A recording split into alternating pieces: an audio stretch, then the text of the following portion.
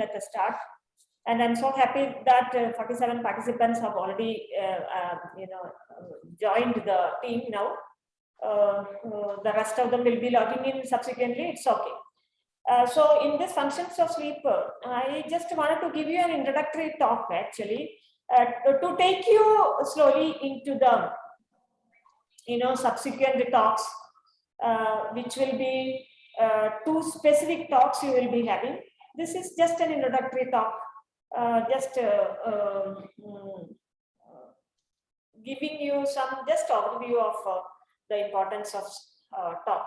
So that is our purpose behind this.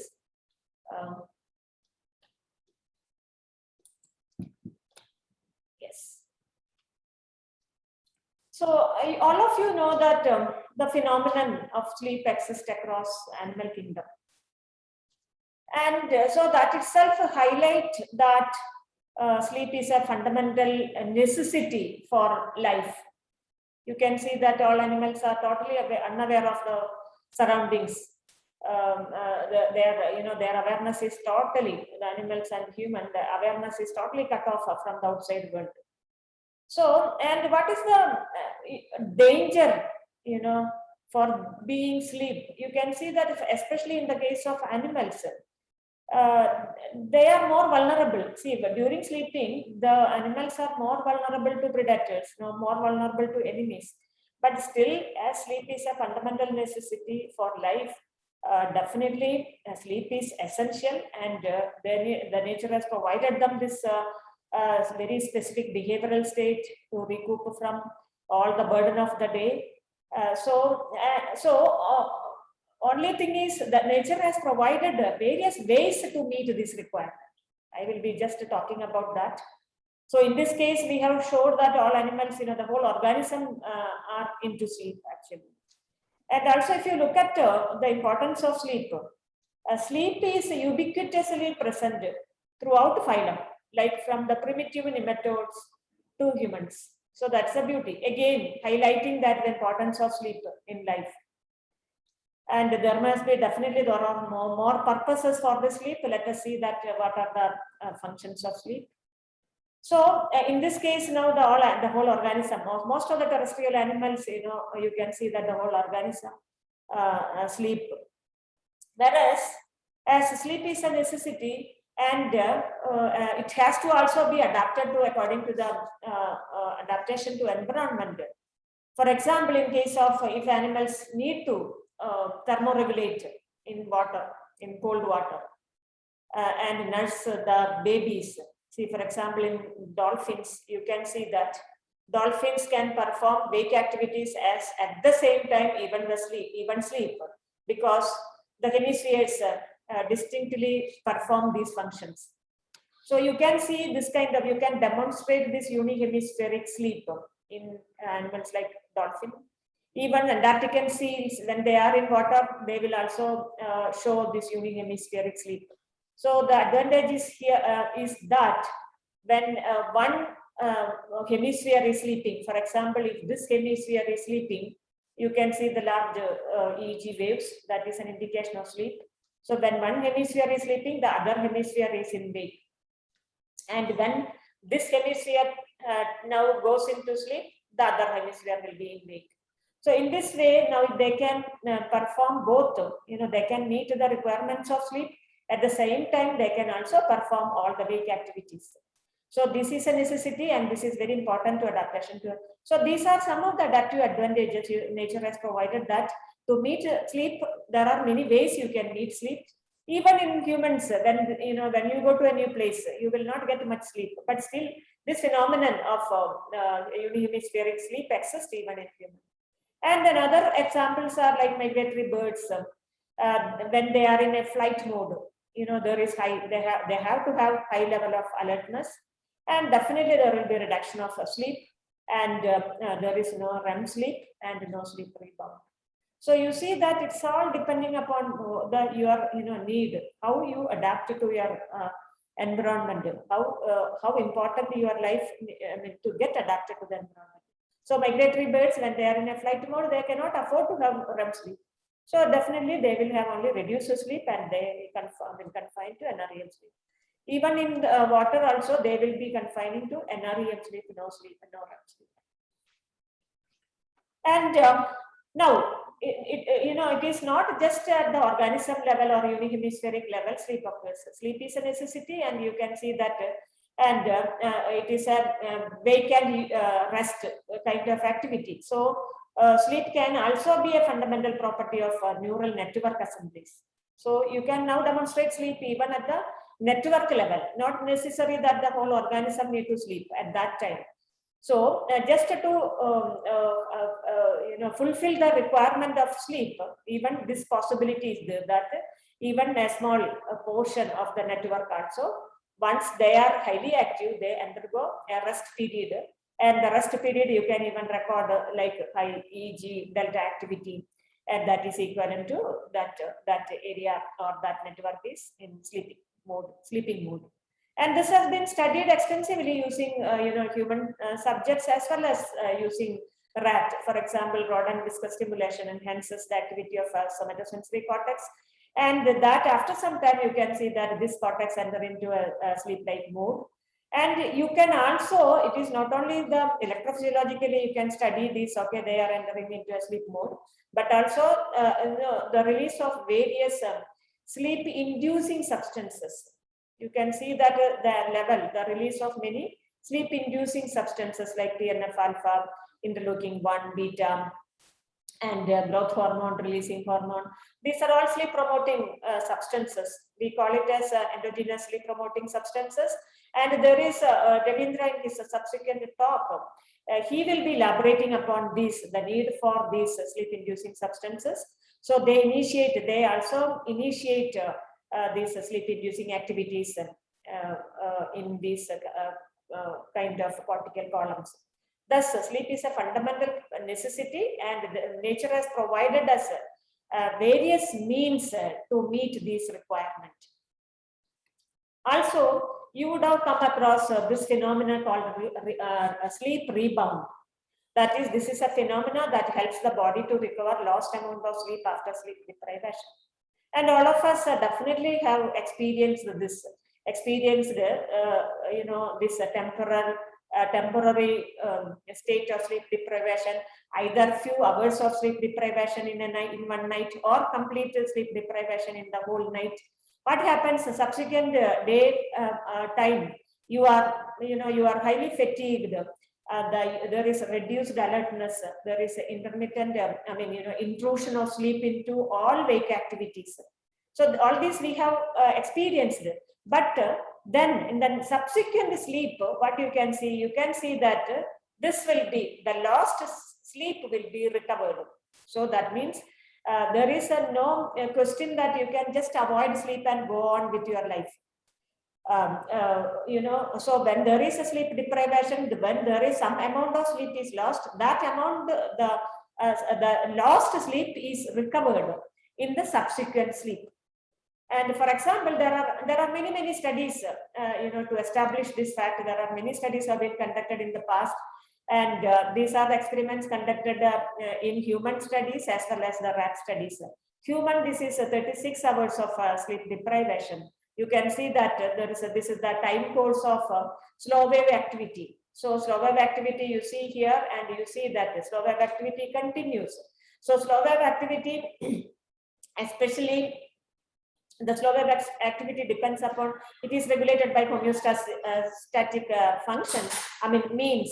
And so the slow wave activity continues until the sleep pressure dissipates.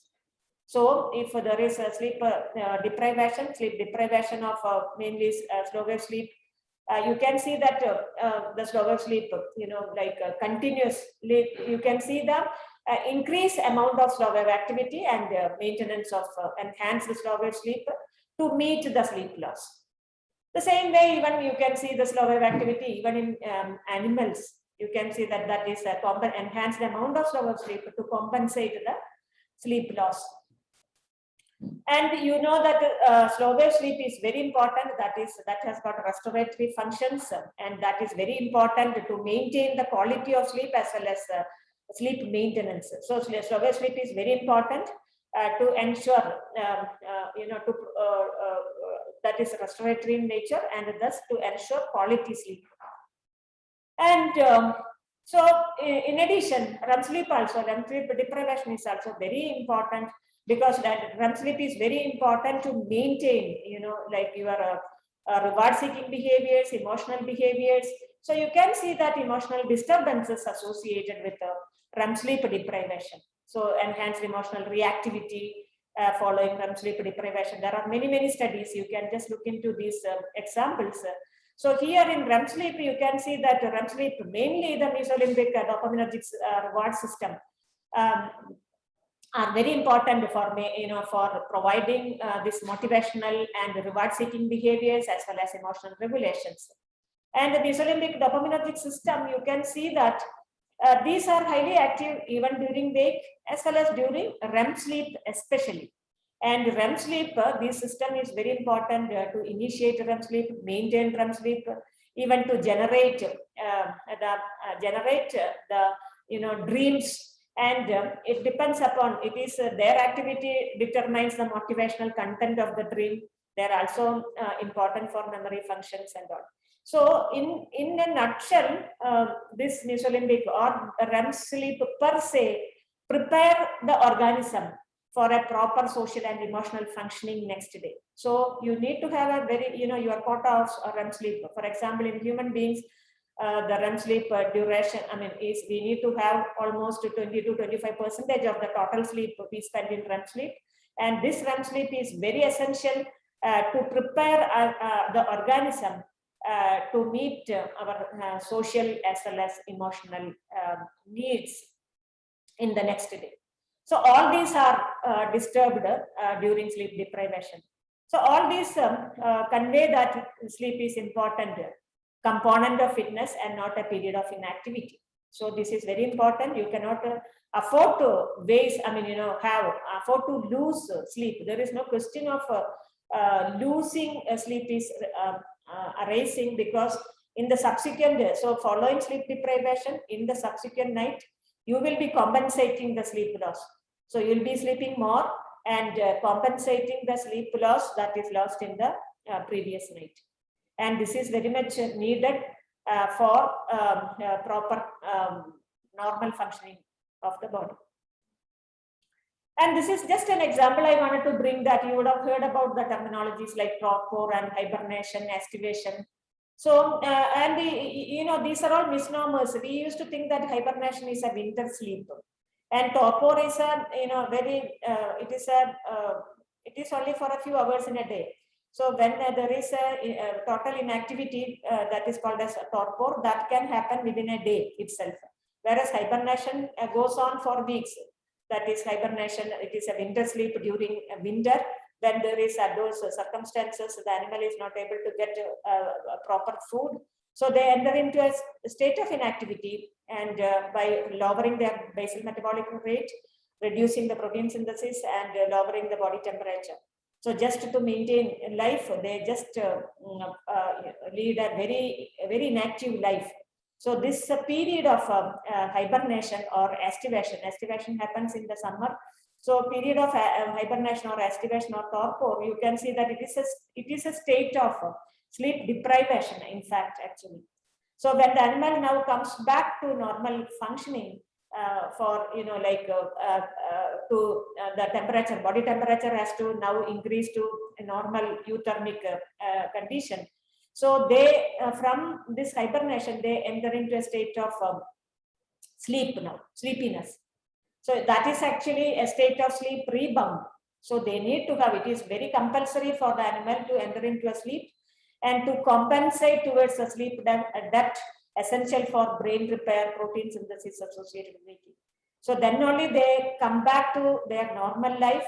And even if they come back to normal life, you can see some amount of memory deficit even in the animals, like some amount of spatial deficit they display during their initial days of coming back to normal function after a period of hibernation. So all these highlight the importance of sleep and sleep rebound that is very essential for normal brain functioning.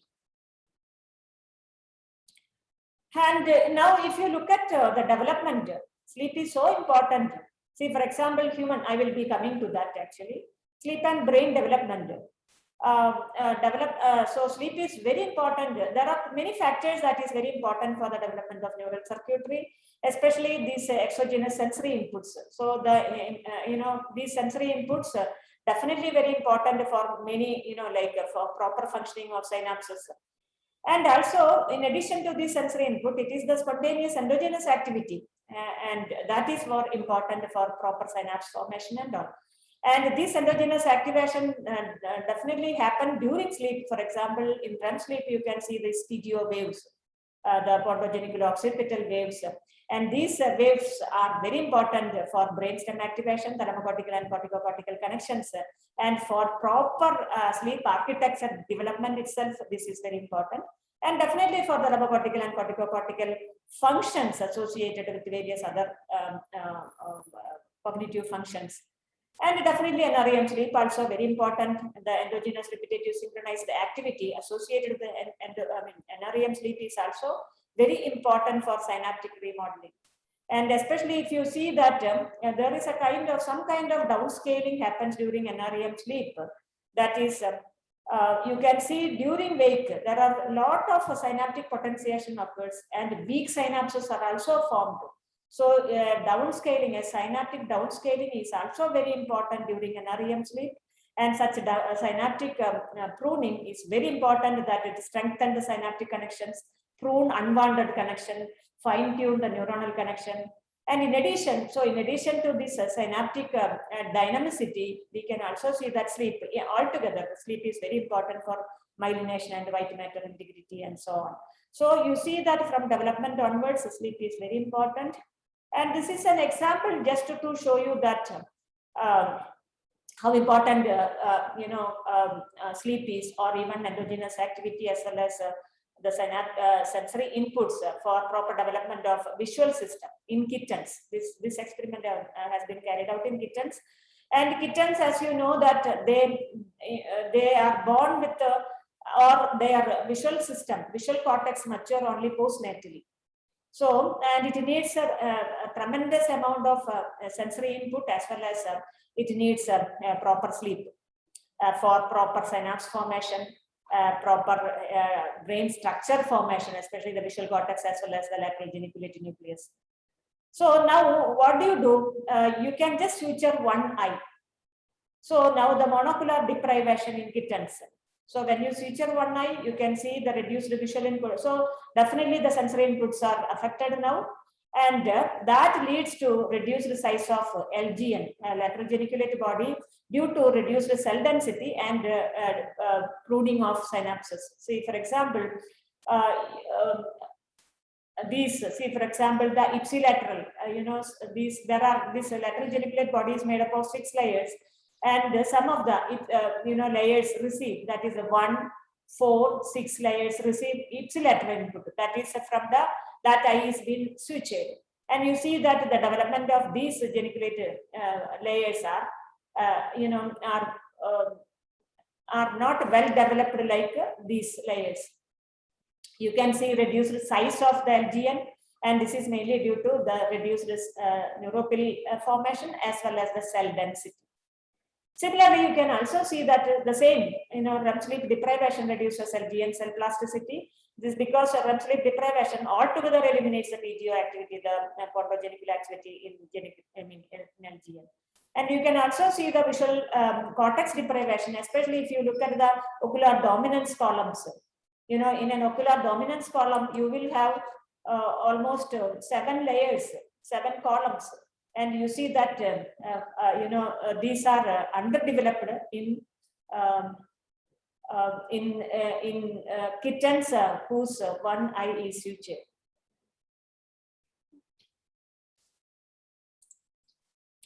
Thank you. So these are some of the examples to demonstrate that how important sleep is for proper development of the nervous system and proper development of functions, during development functions. So now I just wanted to extend that to human sleep now. So if you look at the human sleep ontogeny, you can see that newborn babies, they spend almost equal time in sleep or more time in sleep actually. That is almost 16 hours in sleep and 8 hours only in wake. And they show a polyphasic sleep-wake cycle. It is not just, they continuously sleep. But they spend 16 hours in sleeping. In that, 8 hours in REM sleep and 8 hours in NREM sleep. So you see that they spend almost 16 hours of sleep, and this sleep is very important for proper psychological development, for proper brain development. And then during development, you can see that as a very systematic process of sleep maturation occurs. Sleep maturation process occurs during development. And in this sleep maturation process, exceptionally, the REM sleep inhibition occurs. So from 8 hours of sleep, now once you attain the adulthood, you can see that REM sleep is reduced from 8 hours to 2 hours almost. And the rest of the 6 hours in slower. So if human beings need, our sleep requirement is around 7 to 8 hours of sleep. Out of that, 80% of the sleep is constituted by the slower sleep, and the rest 20% by REM sleep. But this prominent sleep maturation process, and especially the REM inhibition process, is very important for the proper development. Otherwise, disturbances in this maturational changes of sleep regulatory mechanism is associated with poor cognitive and psychological functions, associated with various psychiatric disorders like ADHD, OCD, depression, schizophrenia. And you can see that all these symptoms like hyperactivity, enhanced anxiety, reduced attention, learning difficulties, altered emotionalities are all associated, all have been correlated with these disturbances in the maturational change. So you see that how important sleep is for proper brain development, for cognitive and psychological development. It is so important. You need to have 7 to 8 hours of sleep. And nowadays we say that we don't say that we need to have 7 to 8 hours of sleep. We rather say that we need to have enough sleep. It is this amount of sleep that is very important for us to get up without the help of an alarm clock, and to get up afresh without the help of an alarm clock. And with that, when you have the refreshing sleep, when you have had a very good night's sleep or refreshing sleep, definitely that sleep is very important for for efficient daytime performance during waking and to prevent daytime sleepiness. This daytime sleepiness is a villain actually. It intrudes, all our intellectual activities. And you can even see that, say, for example, if 1 hour of sleep deprivation also, the alertness reduces, intrusion of sleep will be there. You will be fatigued, there will be lack of concentration and so on. So you see, even one hour sleep itself can, it can affect your health and well-being. You just imagine the poor sleep quality or associated with various disorders, or sleep deprivation, or sleep restriction associated with your lifestyle, that continuous or chronic behavior, chronic sleep deprivation is not very good for health, for proper health. You can see that poor sleep is linked with many comorbidities like cardiovascular diseases, metabolic disorders, immune dysfunction, obesity, affective disorders, daytime functioning, so many aspects, like comorbidities are linked with the poor sleep. Thus, you need to have a proper restorative sleep for proper metabolic functions, hormone and immune functions, cognitive functions, emotion regulation, and so on. So that is why we say that the sleep is very important for maintaining proper health and maintaining well-being. So wellness is associated, sleep is associated with wellness. So now let us see that, you look at the wake and sleep are mutually exclusive in nature. We are diurnal in nature, we human beings. We are highly active during daytime. And so during daytime, we are indulging in various wake activities. We call it as waking effort, all wake activities. Whereas during sleep, you can see that energy is allocated to carry out various other biological functions. We call it as biological investment, growth, maintenance, repair, immune function, neural network reorganization, and so on. So, during sleep, all the wear and tear mechanisms it will take up that. So whatever mechanism, biological function that can be carried out during sleep and that need not waking stage, all will be carried out during sleep. So this is also very important, and memory consolidation, very important role of sleep in memory consolidation. We have another talk on memory consolidation, so I will not mention about this now. So repair mechanisms, maintenance, growth, all these are very important. So when you have to have a, when you have a good night sleep, a good night restorative sleep, you are able to perform the daytime activities proficiently. Otherwise, there will be sleep intrusion, and that will definitely interfere with all your waking effort. So this is the reason, you have to, especially the new generations children should really know the importance of sleep in their, in maintaining health and well-being. It's not only health and well-being. The poor sleep is associated with many comorbidities. So beware of all these, and like you have to really see that you will be sleeping. You have to have enough sleep every night. And during sleep, definitely it enhances brain protein synthesis. Protein synthesis required for almost all proliferation and growth, and almost all that is associated to wake promoting neurons, like enzyme activity, transport mechanism, upregulation of receptors, all. So you see that, the protein synthesis occurs during night, and that is being used for during many wake promoting activities. Potentiate the synthesis of protein associated synaptic remodeling, neurotrophic factors, neurogenesis. All these are so important for our cognitive functions, and you see that how important sleep is. And sleep also defends against oxidative stress, facilitates synthesis and activities of molecules that protect the brain from oxidative stress. You can see that. So even proper immune function, proper hormone functions, sleep is required. And definitely all these are impaired during sleep deprivation. Reduces glycogen synthesis, reduce ATP, affects cerebral protein synthesis, BDNF, NGF levels, affects cell proliferation and neurogenesis, low levels of antioxidant defense. So you become more prone to diseases and so on. So you see, I'm just just brushing upon these important aspects that for which sleep is required. And this is another important area where sleep is very highly required. That is the waste disposal mechanism. You know that the brain lymphatic system, the brain lymphatic network, that is the system that is that perform, or that is the waste disposal system of the brain. So this lymphatic system, actually it is called as. Brain does not have much of the lymphatic system, but it is this lymphatic system perform the functions of brain lymphatic system, that is the exposure of all the waste materials along with the interstitial solutes.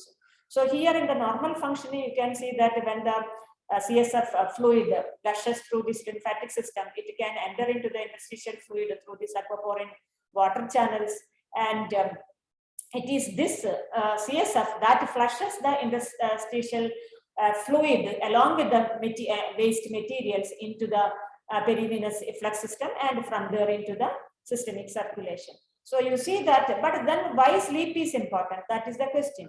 Sleep is important because you can see that during wakefulness, the CSF signal exhibit only a small amplitude rhythms. You can see that during sleep, only the CNS, the CSF, the cerebrospinal fluid, just produce a very small amplitude rhythm, and so that it is not have much force to remove all these waste material into the drainage. And whereas you can see that during sleep, there is a coupling of this electrophysiological, hemodynamic, and cerebrospinal fluid dynamics occurs, and thus CSF flushes out, with heavy force. You can see that slow rhythms, especially slow EEG rhythms in the neural activity, that is around the 0.05 Hz. This is the slow delta EEG rhythm that is around entry state, mainly during the deep sleep state, entry sleep state. You can see that that activity. So this neuronal activity accelerate the CSF fluid dynamics, accelerate the fluid dynamics, and lead the waste clearance. So almost 60 to 80% of the waste clearance, including various protein aggregates, including toxic materials like A beta, as well as tau proteins, which are all highly toxic in nature. So all will be flushed out with this accelerated CSF dynamic associated with the this EEG, slow EEG rhythm. So that is how, during sleep, the waste disposal is happening very regularly, and that is very important for proper functioning of the nervous system. So this is very important, and these are all almost, see, this system has been discovered only in 2012 by this group actually. So if those physiologists who are interested in all this, you can get more information by further reading these articles actually. So now you see that, so now what happens? So I have just mentioned to you that, okay, during sleep is important for all these functions. So now during sleep deprivation, what happens? Our sleep becomes shallow, sleep fragmentation occurs, and that lead to increased daytime sleepiness, impaired daytime functioning, impaired cognitive functioning, definitely affect autonomic functioning. And this autonomic functioning is another villain that enhances all the sympathetic activity, and that is responsible for the further consequences of, alteration of glucose homeostasis, as well as insulin sensitivity. And that chronic sleep deprivation lead to increased risk of diabetes. So you see that metabolic disorders, how you see that how sleep deprivation is related to the incidence or occurrence of metabolic disorders like diabetes and appetite dysregulation and so on. So in general, you see that sleep is so important to regulate almost all body functions and brain functions. This is I just wanted to also inform you that clinical relevance of sleep loss, or what are the neural signatures associated with sleep loss, associated with various mental disorders. So that means sleep deprivation can also be a predisposing factor associated with obesity, drug addiction, substance abuse, PTSD, and so on. This no one will think about it when the patients come to you with obesity or drug addiction or appetite dysregulation or substance abuse. No one will relate that to sleep disturbances actually. This is because what happened when sleep disturbances will alter the network integrity. So this network integrity then lead to various dysregulations that lead to this all this obesity, drug addiction, substance abuse, and so on. For example, you can see that so when network integrity, see, I'll just talk about this the frontoparietal network. So the frontoparietal network, there is an integration between frontal parietal network and the DMN network. So DMN network is connect to this medial prefrontal cortex, posterior cingulate cortex, and so on. DLP frontal parietal network include the frontal dorsolateral prefrontal cortex, anterior cingulate cortex, anterior insula, then parietal posterior parietal association areas, and so on. So this frontoparietal network is very important for processing various cognitive information. So now what happens during sleep deprivation? This is very important for cognitive functions now, for attention, for awareness, for memory functions, for various aspects of memory functions like working memory and so on. So during, suppose if you are performing, if a sleep deprived patient is performing, or if a normal person is performing a task, a cognitive task, you can see that it is mainly because of this integrity. This takes over. The frontoparietal network will be highly active, and definitely this will be subsided. The activity of DMN will be subsided. But now this integrity is lost following sleep deprivation. So when this integrity is lost, what happens? We are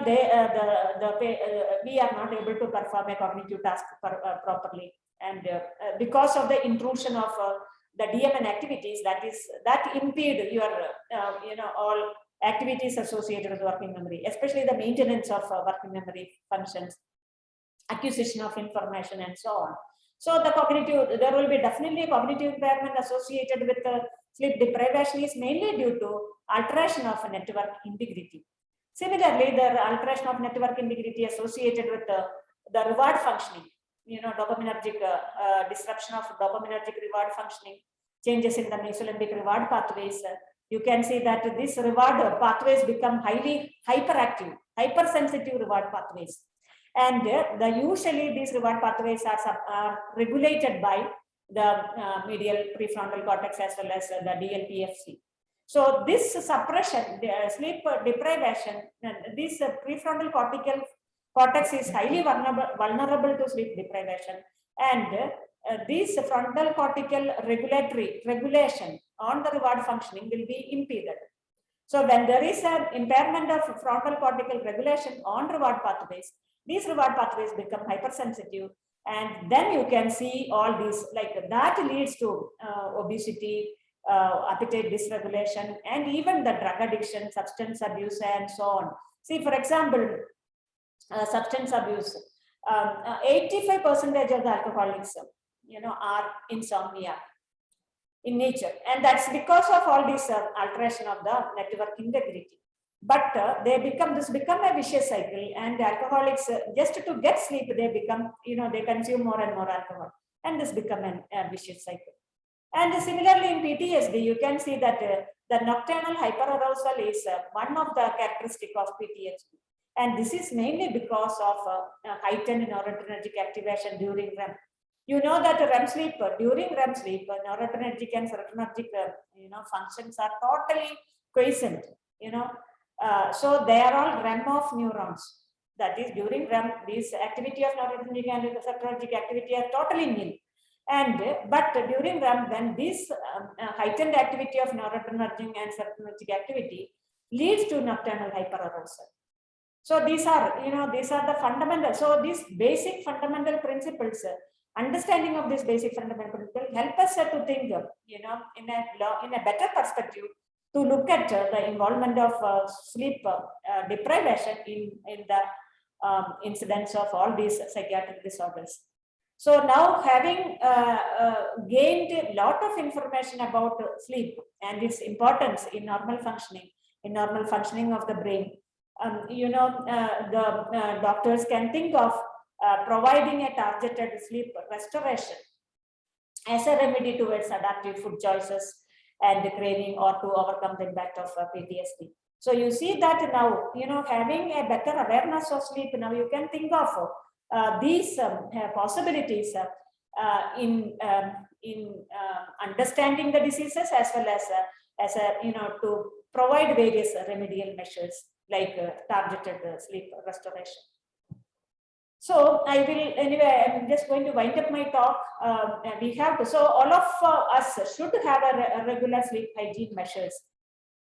It is not only, we always talk these sleep hygiene measures to people who have sleep disorders, like associated with insomnia or sleep disorders. We always tell them that to follow the sleep hygiene. But it is all of us, it is important that all of us also should follow these sleep hygiene measures, like keep constant bed timings to sleep, avoid the use of gadgets, active engagement in discussion before sleep time, avoid going to bed immediately after the meal, avoid taking coffee, tea, chocolates, etc. before going to sleep. See, this may not be,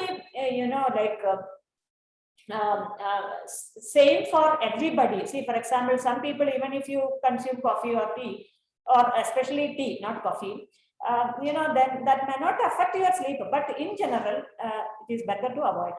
Avoid taking alcohol to overcome sleep problem. This anyway I have already said. Exercise regularly, at least 3 days a week, and don't exercise vigorously in the evenings. Engage in mind soothing practices like listening to music, reading good books, or body mind relaxation technique. Improve one's self-discipline and indulge in holistic practices like yoga, meditation. Long-lasting changes in habit. So you see that you have to be very relaxed. You should be very happy, very relaxed, and your mind should not be engaged with all your daytime activities. So there should be a total compartmentalization of your daytime activities and sleep time. You should have that compartmentalization of these activities in the mind. So that mind will be very calm and preparing us to go to sleep. And also avoid, sitting in the bright light. There are many ways you can enjoy your good night sleep. And when you practice good sleep, that also it is not only improve the well-being and quality of life of the individual, but also it benefit the whole society and the planet. So always remember, through you, if it starts, definitely you are paying some, like you are taking care of your planet, you are taking care of your society. And this is because when you put off the light, you are putting off the light, and also you are avoiding noise at night. That will be, that will affect the animals, the plants, and also by putting off light, you are saving energy. So there are various ways, this is useful to make our planet better. And in this way, we are also observing Earth Hour every day. See, Earth Hour is a slogan actually, it's a movement to make us aware of the environmental problems actually. So this Earth Hour is like we, all human beings, all communities follow this Earth Hour by observing, by putting off light at 8:30 p.m. for a period of 1 hour. Just 1 hour you are putting off the light on the last Saturday of March. And this is just to convey that the importance of energy conservation, actually, energy consumption or conservation, whatever it is.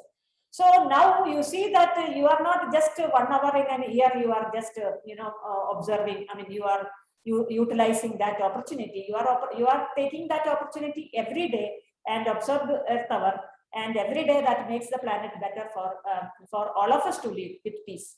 So you see that it all should start from us. And I will just give you some examples. See, for example, how your sleep can be translated into a social well-being. It's very important, Some societies teach us. See, for example, this is a Senoi tribe in the Malaysian Peninsula, and they give a lot of importance to sleep and dreams. The Senoi mothers, they encourage their children to dream, and they encourage them to discuss that dream content every day. And this is a way to escape from their worries and escape or develop confidence, to face enemies. But this helped them to ensure well-being, and also ensure well-being and definitely a spiritual vitality of that entire population. They become very fearless. They can just now face anything, any challenges of the day, with that strong mind and will. So you see that the plus, the flip side of having a proper sleep. And this is another example, like, the social stimulation. When you are putting Drosophila, many Drosophila together, and such a social stimulation enhances sensory, cognitive, and motor stimulation. And thus, there will be enhanced fighting, courting, mating, flying, jumping. They will be indulged in all activities. But finally, this, sensory stimulation or social stimulation enhance behavioral and cognitive performances like this. And now, if you look at their sleep, you can see that they show enhanced sleep bouts duration, sleep bout duration. And this sleep bout duration, enhanced sleep bout is an indication of consolidation, enhanced consolidation and restorative properties. So that means they can have a restorative sleep when they are together. Whereas in isolation, their sleep bout become very small, and that is non-restorative in nature. So this kind of small experiments, anyone can do this. Even in our own house, we can do these kind of studies. And so this kind of enrichment programs, definitely provide us a lot of insight on biological functions of sleep.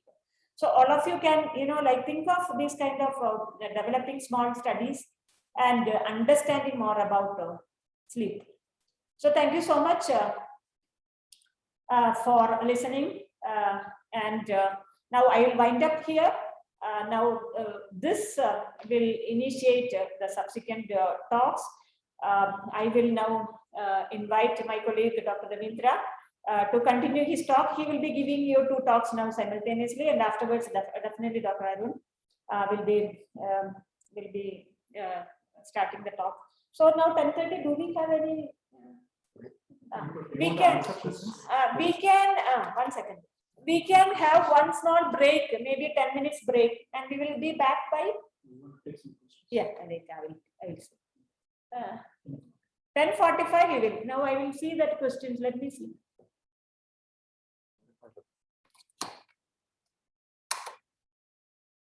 Okay, chat.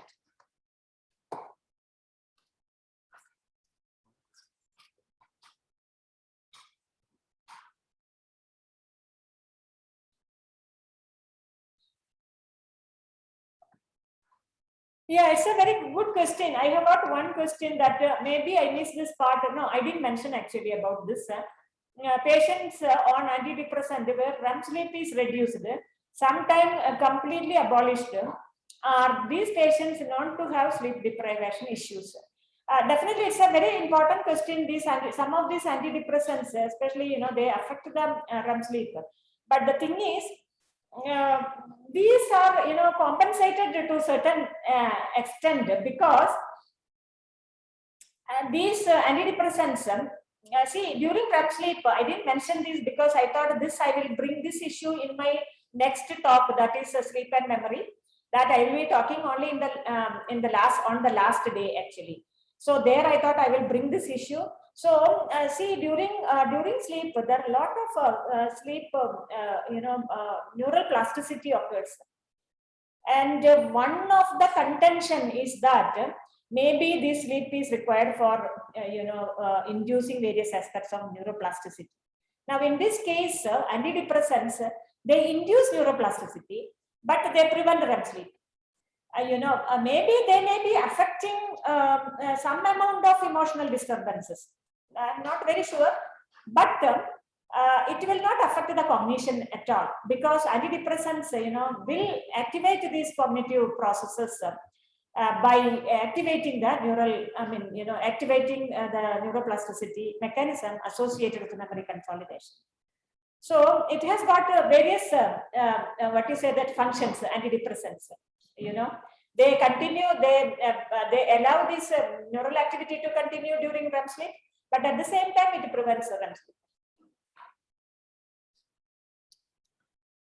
Yeah, recording definitely it will be available. We will put it in our on our website after 3 days of conference. Workshop. Can be considered as another type of okay. This is who has Rahul. 1 second. There is one more question. You can also be online. You can just open your video also. I missed this part. Happened. Where is this one? Sometimes meditation can be considered as another type of hibernation. Dr. Prasida Menon. So how it affect hibernation and meditation different related to sleep? It's a very good question. I think I will just show you some of our studies. Okay. I will just, this is, where is it? Yeah, 1 second. Yeah. You see this, this is some of our meditation studies, sleep architecture. We have undertaken sleep studies, the effect of meditation on sleep organization for the past 20 years. So sleep is not hibernation. Hibernation, I have already said that hibernation is a sleep deprivation as such. Whereas in meditation, there is a proper sleep organization happening. And you have enhanced slow wave sleep states. These are all slow wave sleep states, and REM sleep, proper REM sleep. There are not much intermittent awakenings here. So your sleep is very proper here. You can see that there is enhanced slow wave sleep and proper REM sleep, and not much intermittent awakening. And also this sleep organization is also accompanied with a proper cardio-autonomic regulations. We can see in meditators there is hyper, parasympathetic activity, and that is very important. Not only it has got a restorative function. You know that during sleep, especially during NREM sleep, it is highly restorative because the metabolic activities are all down, and that is because of the enhanced parasympathetic activity. So when there is enhanced parasympathetic activity, you have reduced, like all the metabolic rates are reduced, body temperature decreases, heart rate decreases, respiratory rate decreases. All these, even the cortisol activation, cortisol is reduced. So you see that there is it helps to maintain a proper hypometabolic state with the hyper parasympathetic activity. So meditation performs that, and during REM, you can see that it also helps in proper sympathovagal balance.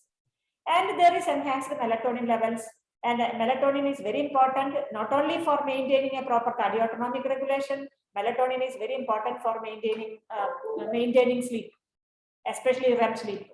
So you see that meditation in general, enhances, or establish a proper sleep organization. You can even see here, I just wanted to tell you that even it brings an enhanced REM sleep, like REM density is enhanced. REMA, that is rapid eye movement activity, is enhanced. REM density is the frequency of occurrence of phasic REM. And in phasic REM, this rapid eye movement activity occurs. So this REMA dynamics, this burst dynamics are indications of enhanced plasticity, enhanced dreaming, enhanced the frontal area activation, and so on. Enhanced melatonin levels, because this is associated with enhanced melatonin level. So you see that meditation induces in many ways, in many physiological, by regulating various physiological functions, it regulates proper sleep. What is that? Sleep establishment. Here you see that I just want to wind up here. You see, this is one of our study Arun has carried out for his PhD. You see this is totally distorted sleep architecture when compared to this. This is the architecture from a sleep from patients with schizophrenia. So you see that schizophrenia is associated with abnormal sleep architecture due to intermittent awakenings, very reduced slow wave sleep, and highly fragmented REM sleep, and totally intermittent awakenings, and all the sleep inducing mechanisms are also affected. Whereas in meditation, you are not seeing all these. So I think that's all. No?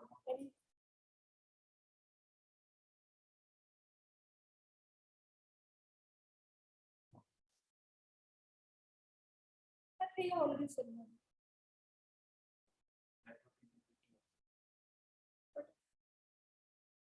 Will you explain the network integrity of sleep?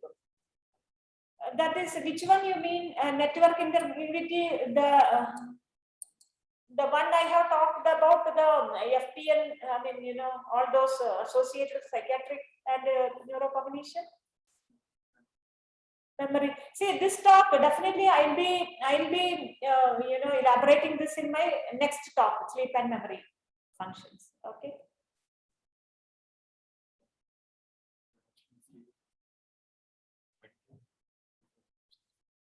Shubham. Hi, good morning. Is there reduction in sleep need with regular meditation? That depends upon the meditators. It's all individualistic.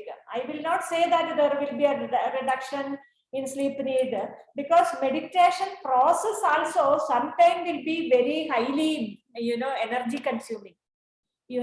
Meditation process. See, for example, if some of the meditation, like mindfulness meditation, they are, so there the focusing attention on all your sensory processes as well as thought processes, with an equanimous and a stable mind. So you are just observing. So that process is quite strenuous when compared to a passive meditation, So it depends upon, in our meditators, especially Vipassana meditators, we didn't see much reduction of sleep. But generally there is a notion that meditation, profound meditation requires only, it reduces the sleep need. That also very important, because when you want to sleep, when you when your system is, fatigued, definitely you need to want to go to sleep. Suppose if the system is not fatigued, definitely you may be able to, carry on with your work. Okay. So there are many ways, you can say that you cannot just come to a conclusion that meditation, will lead to less sleep requirement.